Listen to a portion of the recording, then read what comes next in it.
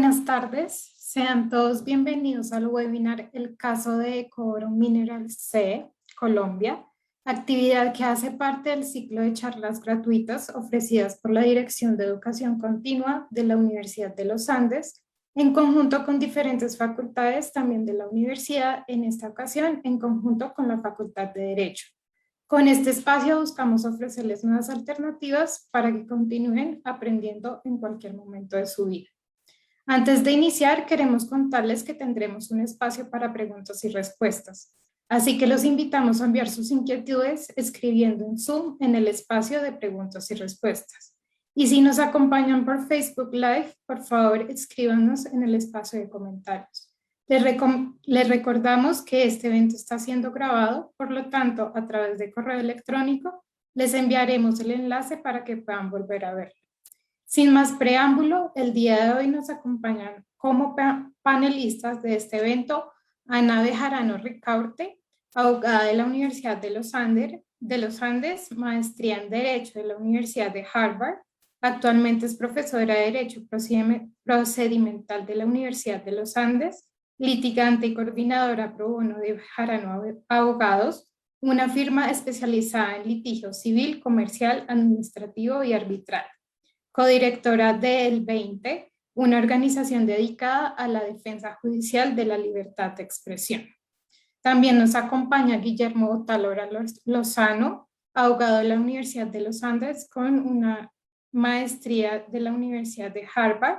Ha trabajado en el sector público colombiano como asesor del ministro de Justicia y del Derecho, subdirector de Justicia y Gobierno del Departamento Nacional de Planeación y magistrado auxiliar de la Corte Constitucional. Actualmente ejerce como abogado independiente en Bogotá. Es profesor de cátedra del área de Derecho Constitucional de la Universidad de los Andes. Y por último nos acompaña Lucas Montoya Burgos, abogado de la Universidad de los Andes con maestría en Derecho de la Universidad de Harvard y maestría en Resolución de Disputas Internacionales de la Universidad de Ginebra y el Graduate Institute of International and Development Studies. Asociado con Levi Kaufman Kohler, Ginebra, Suiza, una firma especializada en arbitraje internacional comercial, de inversión y del deporte. Su práctica se enfoca en disputas comerciales y de inversión en los sectores de infraestructura, recursos naturales y energía. Sin más preámbulo, le doy la palabra a los panelistas para que comiencen con su presentación. Bueno, muchas gracias a las personas que se han conectado hasta ahora. El día de hoy vamos a tratar un tema que apareció en medios de comunicación hace un ratico y que tiene una trascendencia jurídica fundamental en nuestro país desde muchos puntos de vista y esperamos poder abordar por lo menos los más importantes en esta charla. Se trata del caso de Ecooro, que digamos aquí en Colombia resuena más el caso mediáticamente del páramo de Santurbán. ¿Qué fue lo que pasó? En 1988 una compañía que se llamaba Greystar Resources, que hoy en día es Ecooro, adquirió unos títulos de explotación en el depósito de Angostura, lo que después conoceríamos, o parte de ello conoceríamos como el páramo de Santurbán. Con la expedición del Código Minero en 2001, eso condujo a la unificación de todos esos títulos dispersos de explotación minera en cabeza de esta compañía y se produjo un contrato de concesión entre el Estado colombiano, las entidades regulatorias y la compañía Ecooro. Algunos años después, 13 años después, con el avance de, digamos, legislación e impulso tanto internacional como nacional para la protección de diferentes tipos de ecosistemas, se delimitó el páramo de Santurbán. Y esa delimitación fue una regulación que trajo consigo ciertos problemas o consecuencias en términos judiciales, tanto para el Estado como para al Estado internacionalmente como para esas agencias regulatorias. El reconocimiento del páramo como un ecosistema especialmente protegido viene además basado en dos consideraciones especiales. en torno a lo que ocurre en un páramo y es la preservación de especies endémicas que suelen ser entre el 60 y 70% en estos ecosistemas, y también lo que se conoce como fábricas de agua, porque son en estos ecosistemas donde se producen, donde nacen cuerpos de agua trascendentales para otros ecosistemas. Cuando se delimitó el páramo, en todo caso, aunque afectaba alguno de las áreas sobre las cuales versaba el proyecto de Ecooro, se dejó claro en esa delimitación que hizo el Ministerio de Ambiente que sería una delimitación que aplicaría para nuevos proyectos, no para los proyectos que ya existían. Y eso pues tuvo ciertas limitaciones. Posteriormente se incluyó en el Plan Nacional de Desarrollo, y cuando la Corte Constitucional hizo revisión de esa norma, se demandó esa norma, hizo revisión de esa norma en el Plan Nacional de Desarrollo, declaró la inexequibilidad de esa previsión que planteaba que la regulación era solamente hacia futuro, que esa delimitación era solamente hacia futuro, y las consideraciones de la Corte fueron básicamente pues que en aras de proteger realmente el ecosistema, dada su importancia, no se podían permitir explotaciones mineras en esas áreas delimitadas, y que primaba un poco pues la protección medioambiental de esos ecosistemas versus el respeto o la seguridad jurídica de los contratos que ya existían en esas áreas. A raíz de esa inexequibilidad, pues por supuesto no le quedó más opción a la agencia regulatoria, que es la Agencia Nacional de Minería, para revocar los derechos mineros de Ecooro perdón, en ese territorio. Entonces, esos son un poco los elementos de hecho que queríamos contarles. El profesor Lucas Montoya nos va a contar el contenido a grandes rasgos del laudo, y el profesor Guillermo Tálora nos va a hablar de las consecuencias un poco constitucionales internas de esa decisión internacional, y cada uno tiene 7 minutos. Les pido que por favor los respeten, y después vamos a hacer preguntas del público y también mías, si me lo permite. Adelante, doctor Montoya.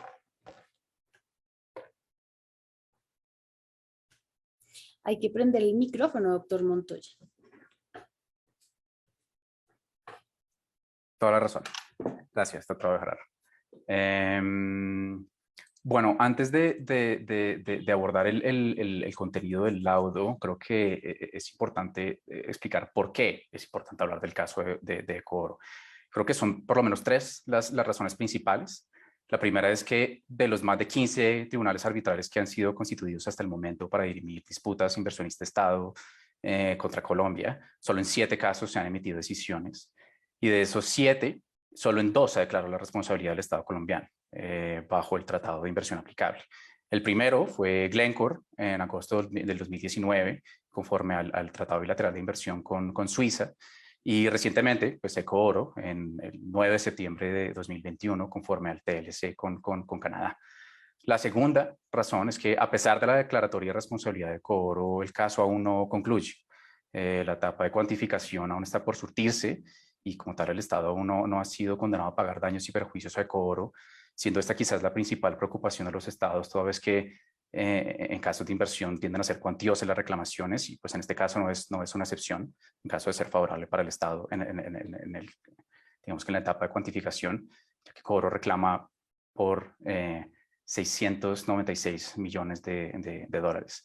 Y la tercera es que hay otros 2 casos de inversión actualmente en curso contra Colombia, también iniciados por mineras canadienses en virtud del TLC con Canadá, por el mismo tipo de medidas que dieron lugar a la declaratoria de responsabilidad del Estado en Ecooro, a saber, pues la prohibición de actividades mineras en los páramos colombianos, particularmente el páramo Santurbán.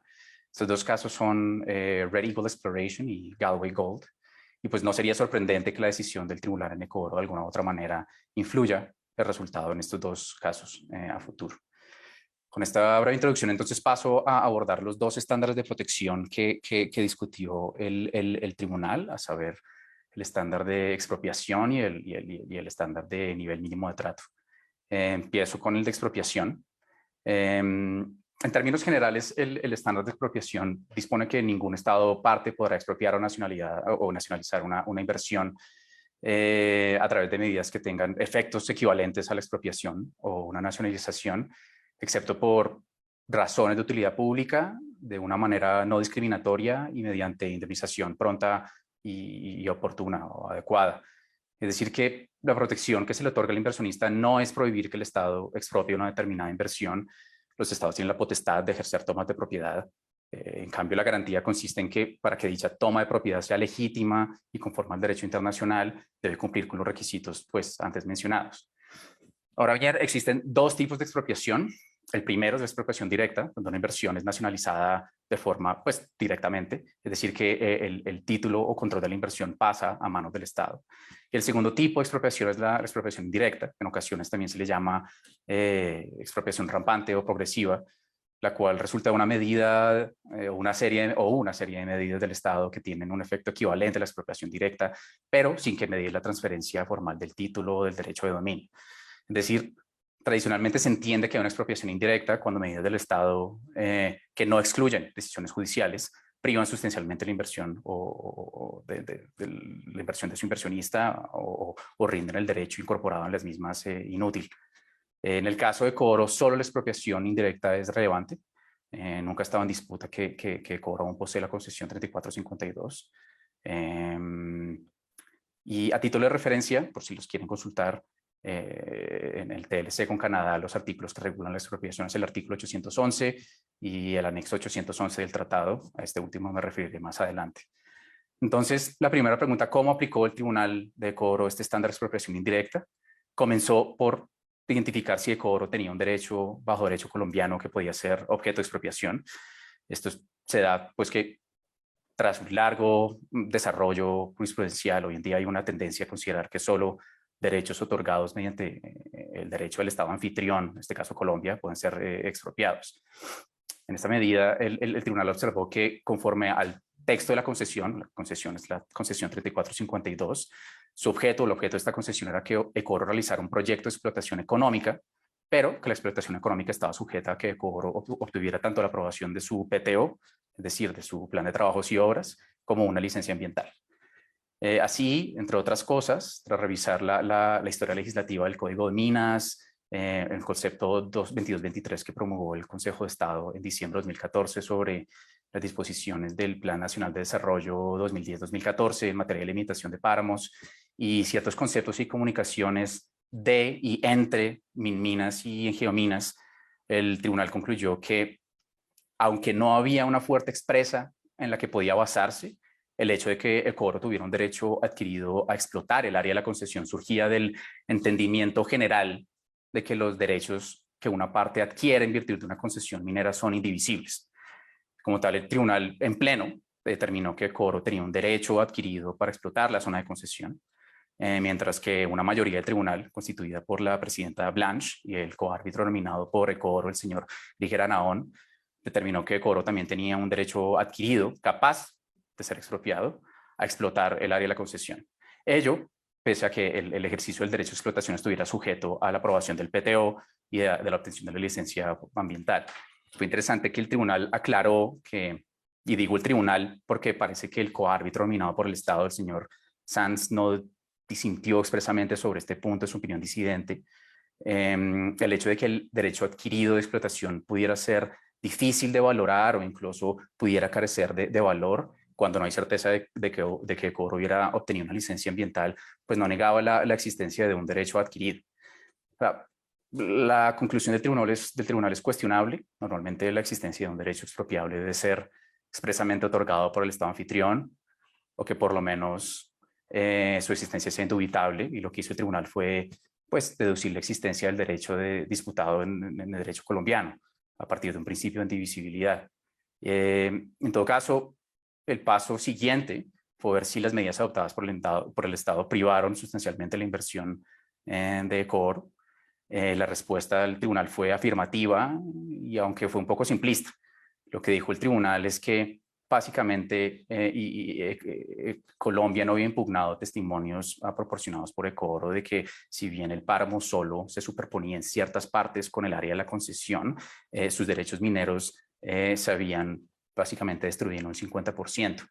Y fue sobre esta base que el tribunal concluyó que se le privó la oportunidad de explotar la concesión y de obtener la aprobación de un PTO. Y pues también la oportunidad de obtener la licencia ambiental. El razonamiento es simplista, digo simplista porque el Estado no cercioró si Ecooro pudo haber explotado el área de la concesión respecto a los terrenos no afectados por el páramo, el cual cabe resaltar que aún no ha sido delimitado. Y puede ser que Ecooro haya tenido expectativas de lucrarse con la concesión, pero el estándar de expropiación no protege directamente esas expectativas, sino que en todo el caso el tribunal no determinó si o en qué medida Ecooro aún podría haber generado ingresos pese a las medidas del Estado respecto de las áreas no afectadas. Y esto es importante porque el anexo 811 del tratado explícitamente dice que, y cito, el simple hecho de que la medida o la serie de medidas de una parte genere un impacto económico adverso sobre el valor de una inversión no implica que se haya producido una expropiación indirecta. Ahora, es posible que el análisis algo escueto del Estado se haya dado porque de todas formas pretendía concluir, como lo hizo la mayoría, que Colombia no expropió indirectamente la inversión de Ecooro con base en el otra disposición del anexo 811 del TLC, que dice, y cito, excepto en circunstancias extraordinarias, tales como cuando una medida o una serie de medidas sea tan estricta a la luz de su objetivo que no pueda ser razonablemente percibida como que fue adoptada de buena fe, las medidas no discriminatorias de una parte que sean diseñadas y aplicadas para proteger objetivos legítimos de bienestar público, por ejemplo, la salud, la seguridad y la protección del medio ambiente, no constituyen expropiación indirecta. La mayoría sí señaló que era indiscutible que se habían adoptado de buena fe, de manera no discriminatoria para proteger el medio ambiente y en particular el ecosistema de páramos, los cuales pues tienen una importancia medioambiental significativa y que la capacidad de recuperación de los páramos de las actividades mineras es baja. El siguiente estándar fue el nivel mínimo de trato, que a diferencia de la expropiación, su contenido es digamos que indefinido y preocupantemente casuístico. Se entiende que si bien el contenido del NMT ha variado con el paso de los años, se requiere que haya una conducta arbitraria o manifiestamente injusta, es decir, que la conducta del Estado debe ser atroz y chocante y conducir un resultado, como lo dijo el Tribunal en Waste Management, que ofende la discrecionalidad judicial. En todo caso, el artículo 805 del TLC, que consagra el estándar aplicable, dispone que cada parte otorgará a las inversiones cubiertas un trato acorde con el estándar mínimo de extranjeros bajo el derecho internacional consuetudinario, incluido el trato justo y equitativo, así como la protección y seguridad plenas. Los conceptos de trato justo y equitativo y de protección y seguridad plenas no requieren un trato adicional o más allá de aquel exigido por el nivel mínimo de trato de extranjeros. Es decir, la pregunta es si o en qué medida el estándar de NMT se distingue del trato de justo y equitativo. Y lo que parece haber hecho el tribunal, que no abordó realmente la literalidad del tratado, es equiparar ambos estándares, viendo que generalmente el estándar de nivel mínimo de trato es más elevado.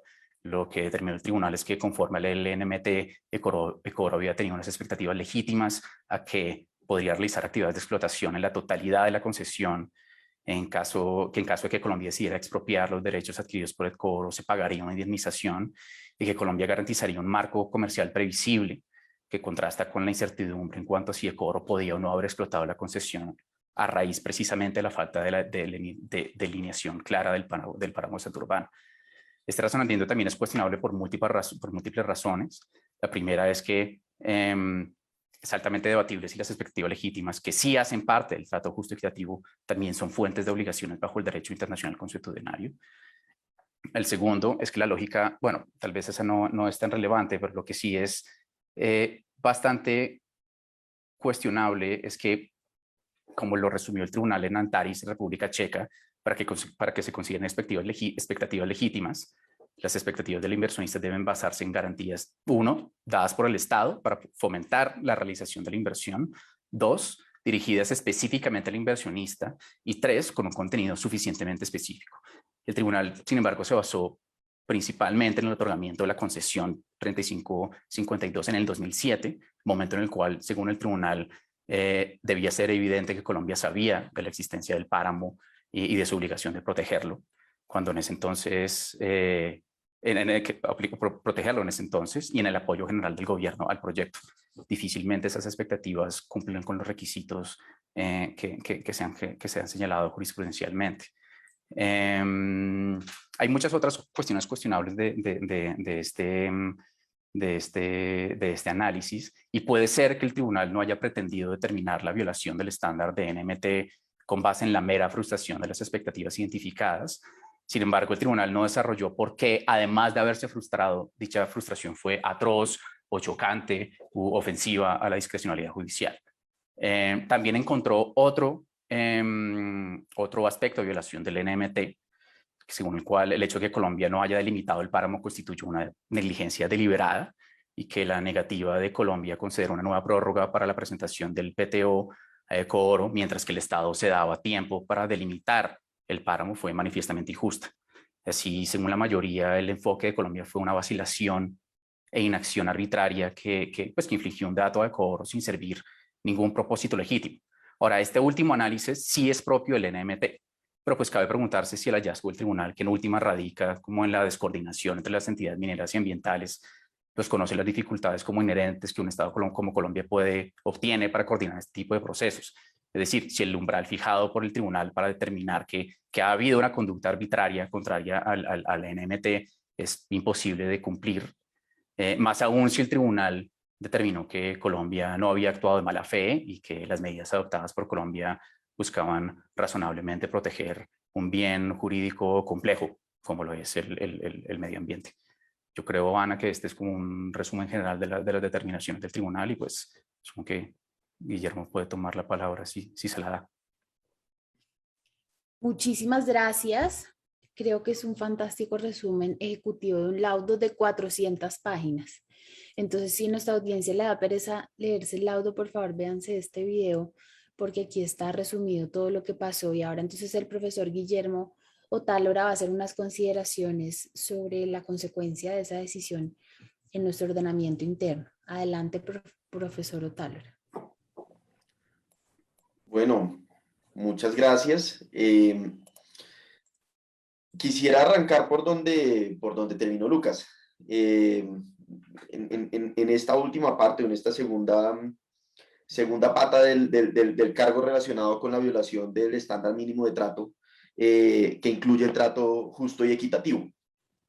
Y la idea de que se le violan las expectativas a un inversionista cuando existe una especie de vacilación o contradicción en el Estado, donde el mensaje, digamos, implícito al Estado colombiano es: usted perfectamente habría podido prohibir la minería en el páramo de Santurbán si tan solo lo hubiera prohibido desde un comienzo. El error o el pecado del Estado colombiano aquí no es haber prohibido la minería, no es haber protegido el ambiente, sino no haberlo hecho, digamos, de manera decisiva y unánime desde antes de que hubiera Ecooro manifestado su intención de invertir en Colombia. Y esto es un motivo constante, recurrente en distintas decisiones arbitrales relacionadas con el trato justo y equitativo y con la protección de las expectativas legítimas. El estándar del trato justo y equitativo es un estándar abierto, es un estándar que está muy dado a las interpretaciones propias del tribunal, a las percepciones del tribunal sobre qué es lo que consideran que es justo, qué es lo que consideran que es chocante, qué es lo que consideran que es arbitrario. Y ahí yo quiero abordar una primera tensión con el derecho constitucional colombiano, o más bien, para darle un poco más de orden a esta intervención, voy a abordar tres aspectos. Lo primero es una tensión con el derecho constitucional colombiano en relación con el trato que se le da a los inversionistas en los tratados bilaterales de inversión y en los TLC, frente al trato que se le puede dar a las personas que no son inversionistas extranjeras en Colombia bajo el derecho constitucional y el derecho administrativo colombiano. En segundo lugar, quiero abordar cuál es el rol de la Corte Constitucional en esta condena. Porque no solamente hay una contradicción entre lo que hacían los sectores de minas y el sector ambiente, sino también una intervención decisiva de la Corte Constitucional a través de dos sentencias, una de constitucionalidad y una de tutela, que fueron objeto de crítica por el mismo gobierno nacional, lo cual a su vez es mencionado dentro de los antecedentes del laudo arbitral como parte de los hechos del caso y obviamente pues explotado por los abogados del inversionista en este caso como parte de lo que el tribunal denominó cuando abordó el trato justo y equitativo una montaña rusa regulatoria. ¿Sí? Entonces digamos que la Corte Constitucional interviene decisivamente y también lo voy a mencionar porque sentencias de la Corte Constitucional son también un motivo recurrente en los casos arbitrales pendientes que tiene Colombia. Por ejemplo, Gran Colombia frente a los temas de los mineros de Marmato, lo que podemos mencionar un poco más adelante. Y en tercer lugar, quisiera, si el tiempo nos alcanza, elaborar una crítica frente a la aproximación de este y otros laudos arbitrales en materia de inversión extranjera, donde se presupone implícitamente que hay una relación vertical entre el Estado y los inversionistas. Entonces, muy rápidamente voy al primer punto. Los tratados bilaterales de inversión y los TLC en sus capítulos de inversión incorporan estándares como el de expropiación que incluye la directa y la indirecta y los estándares de trato justo y equitativo y plena protección y seguridad que dependiendo de la interpretación que le demos pueden exceder la protección que nuestra Constitución y nuestro derecho administrativo le dan a los nacionales colombianos. ¿Cómo puede uno reconciliar eso? Cuando la Corte Constitucional comienza a revisar estos tratados a medida que fueron ratificados por Colombia, o pues aprobados por Colombia antes de su ratificación, inicialmente decía, bueno, la protección respecto de la expropiación no es inconstitucional porque nuestra Constitución en el artículo 58 también prevé una indemnización en caso de la expropiación. En el 2009, cuando se mira el tratado con Chile, la Corte Constitucional se da cuenta finalmente de que estos tratados incluyen una expropiación indirecta de la cual no se dice nada en nuestro artículo 58, el cual solamente cubre la expropiación directa. Y dice, no importa, esto es muy fácil reconciliarlo. Tenemos en Colombia un principio de la confianza legítima y ese principio de la confianza legítima realmente cubre esas cosas que el derecho de la protección de la inversión extranjera denomina expropiación indirecta, trato justo equitativo y demás aspectos. De hecho, quien esté familiarizado con la literatura, con la doctrina y con la jurisprudencia sobre confianza legítima, le va a parecer muy familiar el lenguaje que utiliza el laudo respecto a la protección de las expectativas de cobro. Sin embargo, cabe hacerse la pregunta, mira uno la jurisprudencia del Consejo de Estado y en qué condiciones ha protegido la confianza legítima, y muy difícilmente en las condiciones que aparecen en este caso se habría protegido la confianza legítima de una empresa. O dicho de otra manera, si Ecooro no hubiera sido un inversionista extranjero, muy difícilmente habría podido lograr este tipo de decisión en el derecho administrativo colombiano ante la jurisdicción de lo contencioso administrativo. Y ahí quisiera simplemente plantear esa tensión que existe con nuestro derecho constitucional y nuestro derecho administrativo.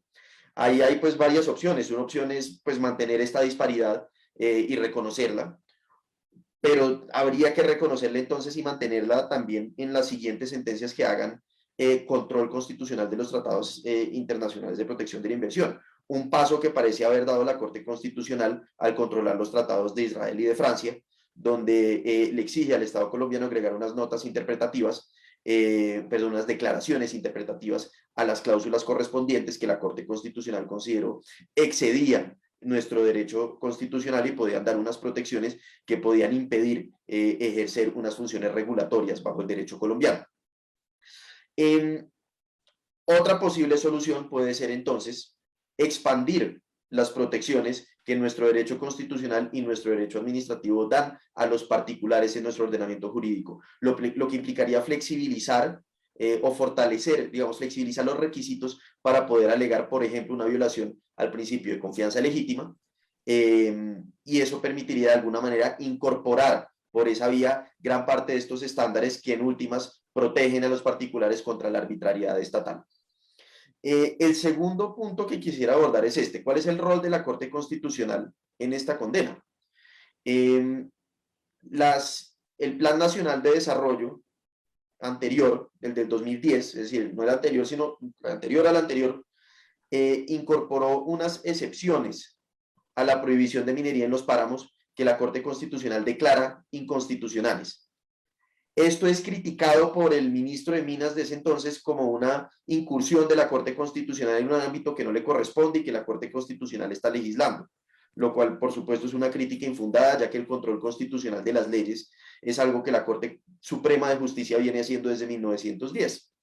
Sin embargo, lo que sí representa la sentencia, y luego una sentencia de tutela posterior de 2017, que deja sin efectos la resolución que delimitó o pretendió delimitar el páramo de Santurbán, lo que representan son unas movidas de la Corte Constitucional expansivas en la protección del medio ambiente.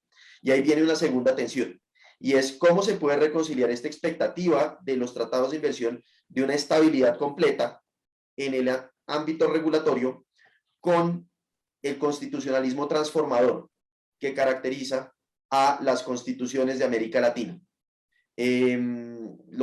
Algunos académicos lo llaman constitucionalismo transformador, otros académicos lo llaman constitucionalismo aspiracional, pero es la idea de que no tenemos una constitución para dejar las cosas quietas y estables, sino que tenemos una constitución para transformar la sociedad, y que es una constitución que es un documento viviente y que se va expandiendo, y eso ocurre en el ámbito de todos los derechos fundamentales. Entonces, esta tensión que ocurre acá puede ocurrir en muchos otros ámbitos. Por ejemplo, aquí doy un ejemplo: consulta previa. La consulta previa se ha venido expandiendo desde la primera vez que se protegió en Colombia en 1997. Antes se había protegido, pero la primera decisión importante es del 97. Hasta ahora es radicalmente distinta la jurisprudencia y por lo tanto el derecho acerca de la consulta previa.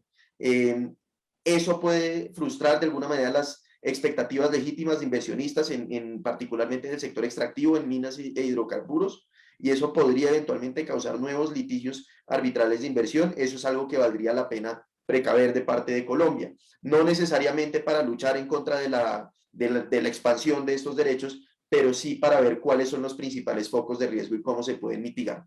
Y un último punto, y lo toco muy corto porque ya me pasé tiempo hace rato, y es este laudo y otros. Se me viene a la cabeza el de Metalclad contra México de hace mucho tiempo. Presuponen que el inversionista es un participante pasivo en todas estas discusiones, que el inversionista llega a Colombia, le dan una cita, pregunta cuáles son mis requisitos para invertir, le dan la lista y luego le van cambiando la lista y el pobre inversionista no tiene nada que hacer. Es bastante cuestionable la idea de esa relación horizontal. Los mismos antecedentes del laudo, cuando uno ve, digamos, todas las citas que tuvo Ecoro con el ministro de Minas, que cuando el ministro de Minas se queja, entonces el Ministerio de Ambiente a la semana siguiente echa para atrás un acto administrativo, que el presidente de la República decididamente dice que Ecoro está bienvenido a participar, que la Agencia Nacional de Minería saca documentos en donde menciona Ecoro como las inversiones más importantes. Esto no refleja una relación vertical. Y es posible que esa llamada montaña rusa regulatoria a la que se refiere el laudo, en la cual lo que critica es que Minas y Ambiente no se hayan podido poner de acuerdo a tiempo, ese desacuerdo y esa vacilación es muy probable que haya sido causada directamente por las actividades de cabildeo del inversionista. Y eso es algo que cabe criticar, ¿sí? ¿Será que realmente hay una relación ahí vertical o será una relación más horizontal? Y cabrá entonces explorar, cuando se elaboran los estándares de trato justo, equitativo, protección plena, el estándar mínimo de trato, cuál puede ser el rol del inversionista en haber propiciado las vacilaciones o los vacíos regulatorios. Cierro con otro ejemplo. En Estados Unidos hay un gran ejemplo de esta vacilación regulatoria que también puede dar lugar a un litigio de inversión bajo el NAFTA. Que es un oleoducto llamado la Keystone XL, digamos un segmento de una red de oleoductos que ya existe, que fue muy discutida, que arrancó hace mucho tiempo, bajo el gobierno de Obama se dijo que probablemente no iba, pero no era muy claro si se iba a hacer o no se iba a hacer. Luego bajo el gobierno de Trump se dijo definitivamente sí va, y se le da todo el apoyo desde la Casa Blanca a ese proyecto, y luego llega Biden y Biden finalmente le cierra la puerta y dice este proyecto no va debido a unas consideraciones ambientales y también un tema con unas comunidades indígenas por los lados por donde iría el trazado de ese oleoducto. Esa vacilación, digamos, si llegaran a argumentar algo parecido a esto, que es que primero nos dijeron que sí, luego después nos dijeron que no, eso es simplemente porque la empresa, en este caso TC Energy, se quedó quieta y entonces un día le decían que sí, un día le dijeron que no, o era porque inicialmente había un no y luego la empresa hacía todo lo posible para convertir ese no en un sí. Y eso es muy probable, eso es lo que parece, o lo que a mí me parece después de haber pues estado pendiente de las noticias durante toda esta controversia hace cerca de una década y luego habiendo leído los antecedentes del laudo, lo que parece haber ocurrido con Greystar luego convertido en Ecooro. Había un no y Greystar / Ecooro habrá hecho todo lo posible por convertir ese no en un sí. Y luego, debido a esa vacilación del Estado colombiano, es que el tribunal arbitral luego dice que estaban sujetos pobres a una montaña rusa regulatoria. Bueno, esas son mis tres contribuciones en este punto. Cierro esta intervención, les pido disculpas por pasarme tiempo y creo que ya podemos dar lugar a la discusión, a las preguntas y al resto de este webinar.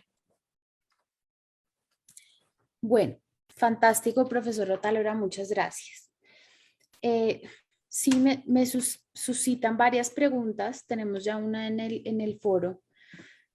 Y quisiera empezar preguntándole a ambos profesores cuál es su opinión sobre algo que está diciendo el profesor Otalora, pero creo que también lo mencionó el profesor Montoya, y es, pareciera como tener una línea argumentativa en todo lo que ustedes están diciendo, y es, hay ciertas responsabilidades que se pactan dentro de estos tratados que protegen la inversión, que a veces incluso son ajenas a la manera en la que el ordenamiento decide regular esta misma materia ya para, pues para contratistas internos y no inversionistas externos.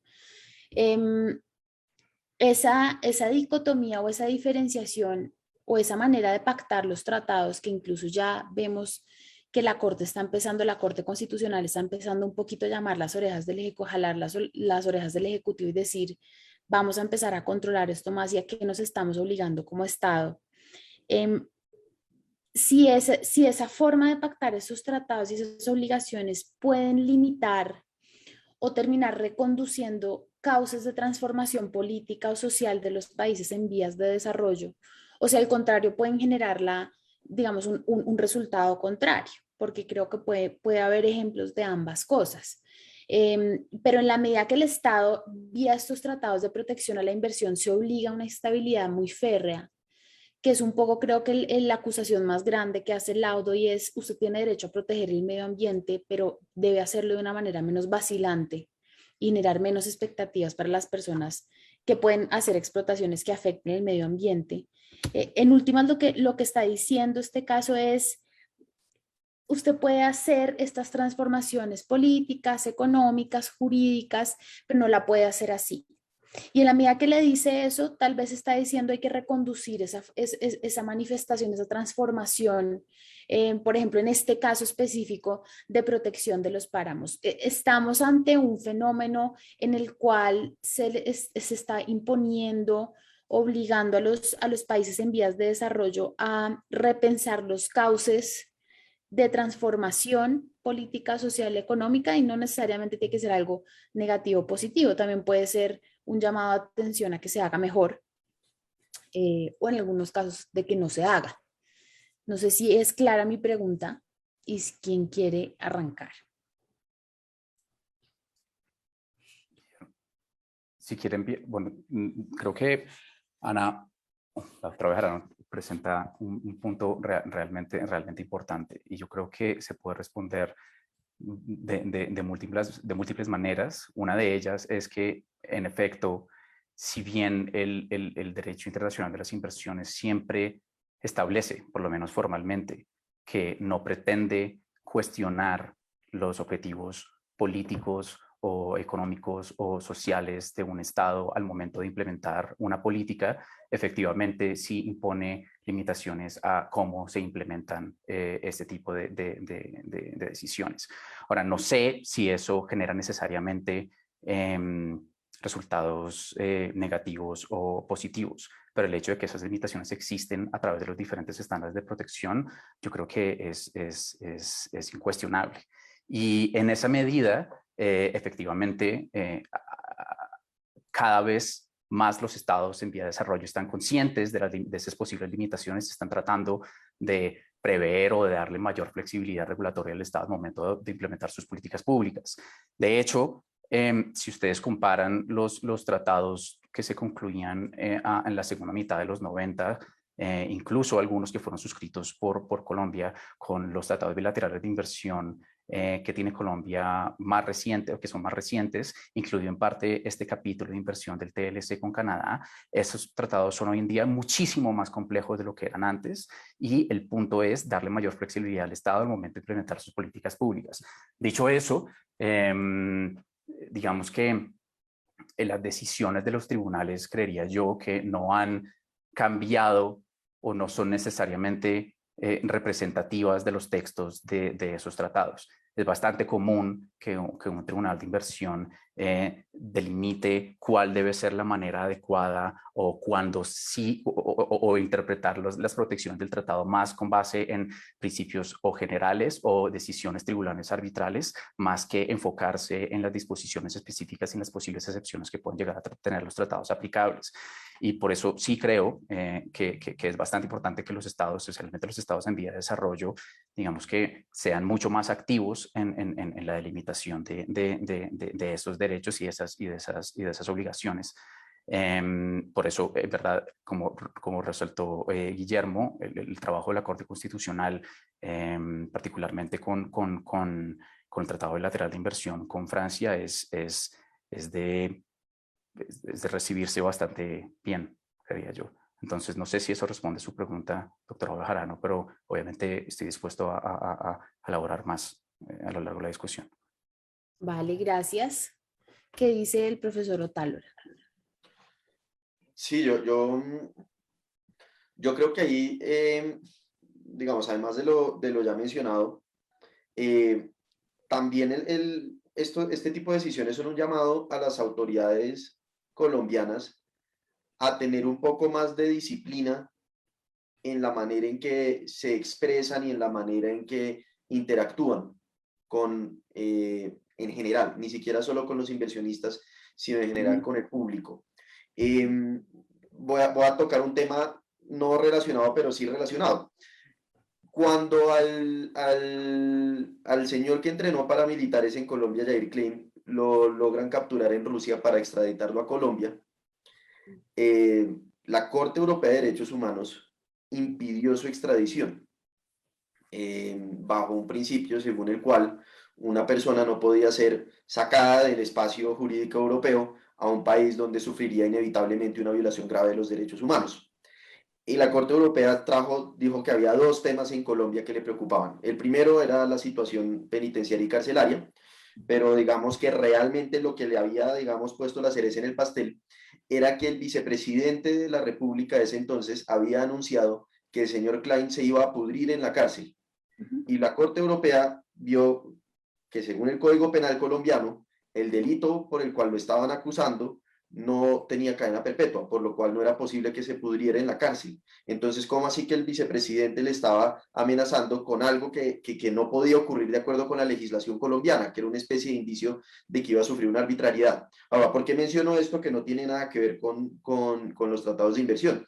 Porque aquí tenemos algo muy parecido, tenemos muchas afirmaciones, en el laudo tenemos muchas afirmaciones gratuitas de ministros, del presidente de la República, de la Agencia Nacional de Minería, de todo el mundo, que muy seguramente les pareció en el corto plazo que iba a darle gusto a alguien, a algún inversionista, que iba a quedar bien de alguna manera con la empresa o con personas preocupadas porque la empresa no pudiera invertir, pero que al final a largo plazo terminan haciéndole daño a la posición jurídica de Colombia.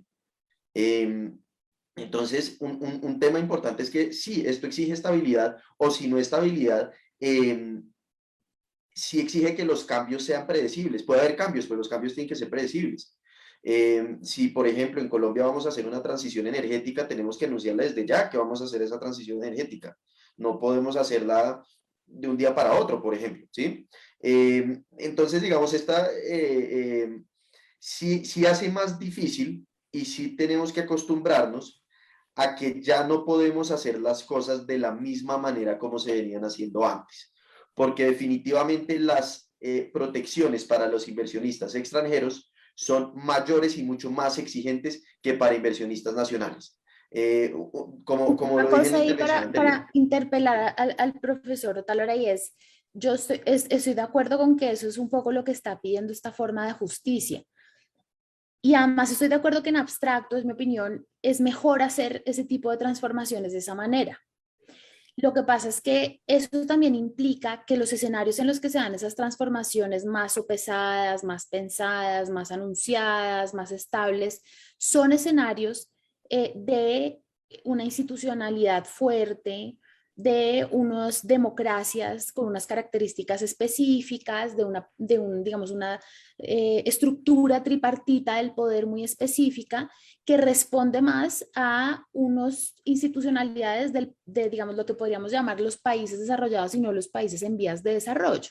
Entonces, en la medida que se plantea un deber ser tan alto, no estamos también desconociendo que de pronto esos procesos pueden ocurrir en esta parte del trópico de una manera más desordenada, de una manera más inconsecuente y de una manera más inestable, pero en todo caso ocurre. Mi pregunta es como si esos estándares no están desconociendo que este contexto institucional tal vez no le falta mucho tiempo o no tiene los elementos para que esas transformaciones se den de esa manera. Sí, sin embargo, yo no lo limitaría a los países, digamos, del sur global. Creo que la forma en que los estándares se plantean, y más que se plantean en abstracto, se tratan o se aplican por los árbitros en concreto, desconocen la política.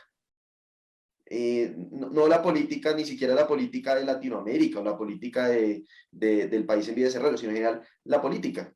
Que un Estado, por más que haya una ficción de que el Estado es el responsable, y pues así es que el derecho internacional trata al Estado como el responsable de todos los actos del órgano del Estado, pues el Estado no es un solo actor, el Estado son muchos actores, cada uno jalando para su propio lado.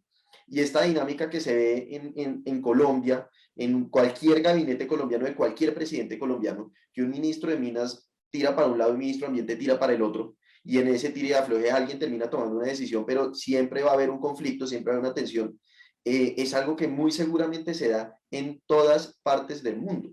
Entonces, probablemente lo que hay una desconexión también es en la visión de este, digamos, de este common law del arbitraje de inversión que se viene formando, que no obedece, digamos, a mirar la cláusula específica del tratado, sino unos principios generales que se han venido formando, que es una visión muy del lado, muy seguramente muy del lado del inversionista, que no toma en serio que las decisiones que se toman frente al inversionista son decisiones políticas, que por supuesto son decisiones colectivas, y al ser decisiones colectivas son decisiones que se producen en ambientes de disenso y de conflicto. Y los únicos lugares donde no va a haber disenso y conflicto son las dictaduras. Bueno, vamos a estar de acuerdo en estar en desacuerdo en esa visión tan optimista de las divisiones políticas del mundo, porque el profesor Otálora es ante todo un optimista. Le voy a hacer una pregunta al profesor Montoya y es, esta decisión lo deja uno con la sensación de como que es, digamos, resuelve un conflicto trascendental de décadas que además inició hace muchos años, no solamente desde que empezó a hablarse del páramo de Santurbán, sino desde que ellos adquirieron los títulos, se unificó, digamos, todo ese recorrido. Y pareciera en muchos casos o la comunidad jurídica sentía que el laudo iba a ser como realmente la finalización de un conflicto, iba a poner fin a un conflicto. Y termina entonces el laudo diciendo no podemos tomar las decisiones que corresponden a las sanciones monetarias y hay como un procedimiento posterior que entiendo es el que se está adelantando en este momento para que por favor nos explique. Y si nos explica entonces si eso no deja también a los usuarios de esta forma de justicia como un poco insatisfechos de cara a lo que se requiere de cualquier esfuerzo judicial y es que ponga fin realmente a un conflicto y que esa decisión sea ejecutable. En este caso estamos entonces todavía esperando algo. Cuéntenos un poco qué pasa con eso y cuál es su perspectiva como experto de si esto ocurre con mucha frecuencia y qué sensación genera para los usuarios de esta forma de justicia. Sí. A grandes rasgos, creo que es razonable el considerar que la decisión del tribunal de bifurcar la etapa de cuantificación es algo decepcionante. No es común que tribunales arbitrales decidan hacerlo, que decidan bifurcar la etapa de cuantificación al momento de declarar la responsabilidad, aunque sí es común que previamente las partes hayan acordado o que el tribunal haya determinado antes de entrar al análisis sobre el fondo que va a haber una separación, que va a haber una bifurcación entre la etapa de jurisdicción, la etapa de responsabilidad y la etapa de cuantificación. En este caso, no es del todo sorprendente, sin embargo. Las partes ya habían discutido la posibilidad de que se bifurcara la etapa de jurisdicción de la etapa de responsabilidad. El tribunal dijo que estaba más inclinado a tratar jurisdicción y responsabilidad conjuntamente, pero que quizás sería prudente el bifurcar la etapa de cuantificación. Esto fue hace ya bastante tiempo. Pero explíquenos qué quiere decir eso en humano. ¿Qué quiere decir bifurcar? En bifurcar se refiere a separar las diferentes etapas del proceso en decisiones distintas. Es decir, el proceso a grandes rasgos consta de que el tribunal asuma jurisdicción sobre una disputa, declare responsabilidad sobre el fondo del tratado y después cuantifique los daños. Y es posible que a través mediante acuerdo de las partes o por determinación del tribunal, que cada una de estas etapas se decida a través de una decisión independiente. En este caso, lo que hizo el tribunal fue decidir que debería bifurcarse la etapa de cuantificación. Digo que no es sorprendente por lo que yo había dicho antes. Ahora, tampoco es, o sea, creo que cabe acá hacerse la pregunta de si qué principio debería primar, el de eficiencia judicial y darle como finalidad a esta disputa, o el de cuantificar los daños adecuadamente. El tribunal observó que Ecoro no podía dedicarse a la explotación sin una licencia ambiental y que la violación del artículo 805, es decir, el de nivel mínimo de trato constatada por la mayoría, impedía a Ecoro solicitar una licencia, y por lo tanto se planteó la pregunta de si la pérdida de Ecoro en daños se limitaba al valor de la pérdida de oportunidad de solicitar una licencia ambiental, o si también podía reclamar otras pérdidas que pudieran como demostrarse como consecuencia directa de la infracción. Y en todo caso, el tribunal, digamos que observó que no estaba en disputa, que había pocos datos reales en el expediente aportado por ambas partes para evaluar la pérdida de Ecoro. Por ejemplo, no se había realizado un estudio de factibilidad o de prefactibilidad para el proyecto de minería subterránea que pretendía Ecoro. Tampoco había también había en el expediente una escasez como de documentación independiente que detallara la naturaleza y el quantum de los minerales extraíbles del yacimiento de Angostura. Colombia incluso reconoció que en ausencia de los registros de perforación, la información sobre metalurgia, no se podía realizar una estimación independiente de esos recursos. Entonces lo que el tribunal yo creo que dijo es como, mire, encontramos una violación de este tratado, adjudicar daños, establecer daños en este momento, de haberlos, porque de hecho el tribunal señala en varias ocasiones que es posible que no hayan daños. Se hizo varias preguntas. Una de esas es si el incumplimiento, o sea, que si las pérdidas sufridas por Ecoro por el incumplimiento del nivel mínimo de trato y por digamos que la alegación por el presunto incumplimiento o digamos por la expropiación indirecta de la inversión que no se dio, eran las mismas. La razón por la que el tribunal se hizo esta pregunta es porque es frecuente que las partes demandantes presenten su caso de cuantificación, digamos que apostándole todo a que el tribunal va a declarar una violación específica del tratado. Y en principio, si uno es riguroso al respecto, cada violación, cada estándar de violación debería por lo menos considerar la posibilidad de diferentes metodologías de cuantificación para el daño. En esa medida, entonces el tribunal también se preguntó si la metodología de transacciones comparables que había solicitado Ecoro era aceptable o si se debía considerar otro tipo de metodología de cuantificación. También se preguntó cómo se podría valorar o calcular la pérdida de oportunidad de solicitar una licencia ambiental o la probabilidad de que el páramo, o sea, de cuál iba a ser la delimitación final del páramo. Todo este tipo de cosas se harán a través de pruebas periciales actuariales que obviamente sí, presumen muchos supuestos y son inciertas, pero creo que en este caso, si bien a grandes rasgos es un poco decepcionante, especialmente porque el Estado colombiano seguirá incurriendo en una defensa que le va a costar bastante dinero, creo que el tribunal sopesó probablemente correctamente que era mejor establecer con certeza el quantum de los daños a resolver directamente la disputa. Ahora, un último comentario. El tribunal también podía haber hecho lo que han hecho otros tribunales, es que cuando llegan en sus puntos de deliberación sobre, ok, acá hay en su deliberación sobre, acá hay una violación del tratado, pero los argumentos o las pruebas provisionales de las partes, digamos que no son consistentes con las razones que dio el tribunal para declarar la violación. Muchas veces lo que hace el tribunal es como, mire, hemos llegado a tal punto de la deliberación, le queremos decir le pedimos a las partes que presenten o un modelo individual de cuantificación cada una o un modelo conjunto de cuantificación que responda a las siguientes preguntas en caso de que el tribunal llegue a declarar efectivamente que hubo responsabilidad del Estado bajo X o Y estándar de protección. En vez de hacer eso, lo que el tribunal dijo fue bifurquemos la etapa de cuantificación. Que esa haya sido la opción más adecuada a la deficiencia procesal, no lo sé, pero pues es una opción más común, pero que también se da. Yo creo que, Ana, no sé si le parece esa pregunta guarda algo Sí, relación ya voy con... para allá. Exacto. Entonces, vamos a terminar con una pregunta para ambos panelistas. Y una cosa que sorprendió cuando salió el laudo es que ambas partes dijeron que habían ganado. Y creo que eso, tanto en medios de comunicación como en la comunidad jurídica, y eso devela dos cosas. Pues por un lado que ambas partes se sentían reconocidas por la decisión.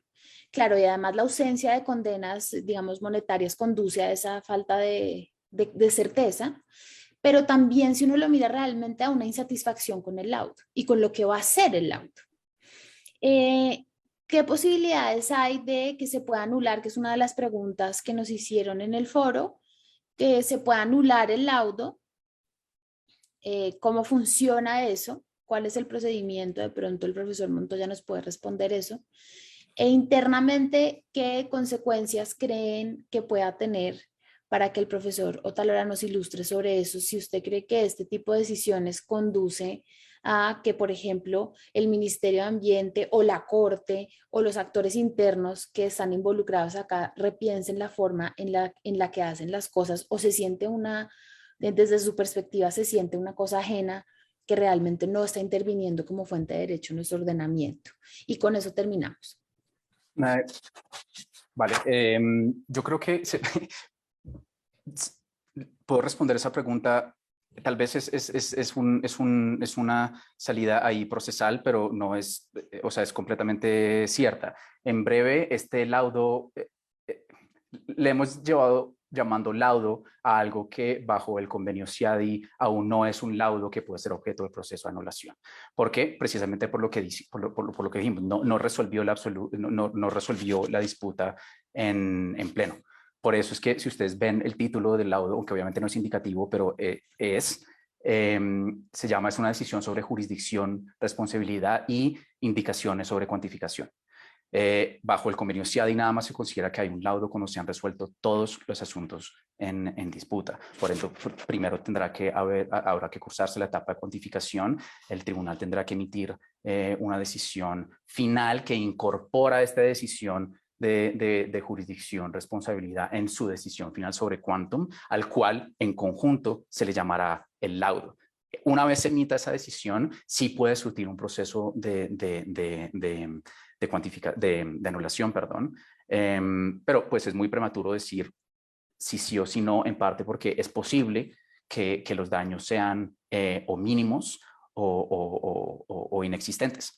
Y en ese momento los estados tendrán que, o sea, en vista de que anular un laudo bajo los estándares que requiere la convención y el reglamento CIADI es bastante alto, si los daños son mínimos comparativamente, los estados tienden a simplemente no optar por esa opción, salvo que obviamente hayan, o sea, hay una cierta responsabilidad política, es decir, no voy a anular, no va a solicitar la anulación de un laudo y me voy a quedar con eso. Eso es algo que Obviamente, dependiendo del gobierno de turno, se echará en cara al gobierno que sigue o dependiendo del gobierno que tomó la decisión. Y sobre ese punto quisiera también resaltar esto que dijo Ana, que me parece bastante valioso, y es que ambas partes dijeron que habían ganado, porque en parte ambas ganaron. Es interesante que este tribunal, dependiendo de cada decisión de responsabilidad que se tomó, tuvo una que fue favorable para el Estado en el sentido de que era una expropiación indirecta y otra favorable para el inversionista en el sentido de que sí hubo una violación del trato, del nivel mínimo de trato, se adoptó por mayoría cada decisión. Es decir, este es un tribunal fragmentado y por ende no es de sorprender que las decisiones hayan sido una para el Estado y otra para el inversionista. Creo que es legítimo el decir que ambas partes han ganado por ahora, pero bueno, como sabemos, en últimas casi todo se reduce a los daños y cuánto dinero está involucrado, y eso sí, todavía faltan no sé cuánto tiempo, pero no creo que se emita esta decisión en los siguientes 2 años. Bueno, y sobre lo que me corresponde, yo creo que estas decisiones y en general la jurisprudencia, si la podemos llamar jurisprudencia arbitral en materia de inversión, es un tema que sí es muy ajeno, muy extraño para nuestra comunidad jurídica nacional. Pero esta decisión y otras que vienen tienen que ser la oportunidad para que comencemos a estudiarlo más de cerca.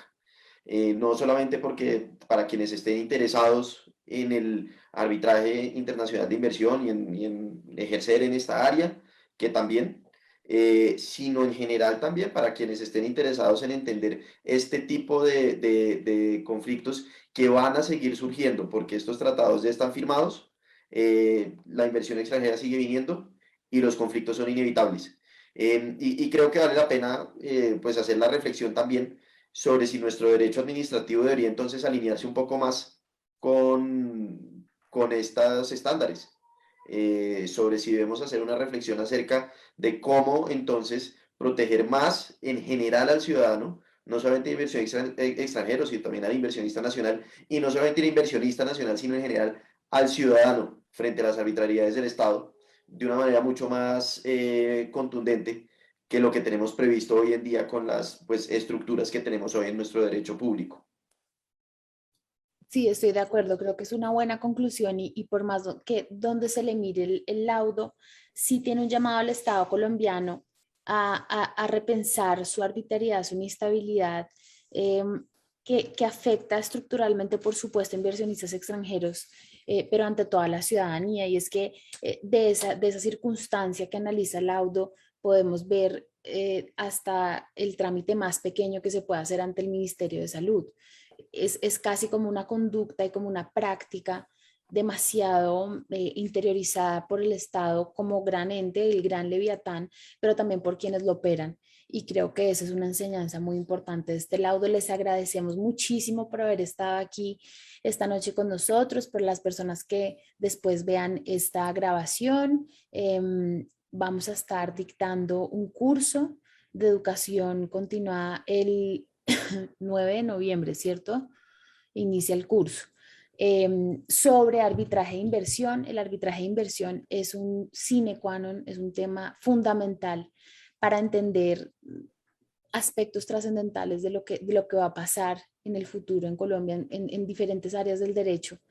Y los invitamos y las invitamos a que se inscriban en este curso. Y muchas gracias por escucharnos. Bueno, muchas gracias a los asistentes por enviar todas sus preguntas. Muchas gracias a los panelistas y a la Facultad de Derecho. Acabamos de compartir por el chat un enlace que le pedimos que abran antes de irse. Es una encuesta muy corta en la que podrán contarnos cómo les fue en esta actividad. También les compartimos el enlace de nuestra página web en la que podrán volver a vivir este evento y conocer otras actividades como esta que tenemos programadas. En esta página también podrán conocer todos los contenidos digitales que la universidad está liderando en este momento. De nuevo, muchas gracias a todos por su participación. También muchas gracias a los asistentes que nos acompañaron en nuestro Facebook Live. Esperamos que esta actividad haya sido provechosa para ustedes y que nos sigan acompañando en el resto de actividades programadas. Que tengan una feliz noche y nuevamente gracias por participar. Nos vemos en la próxima.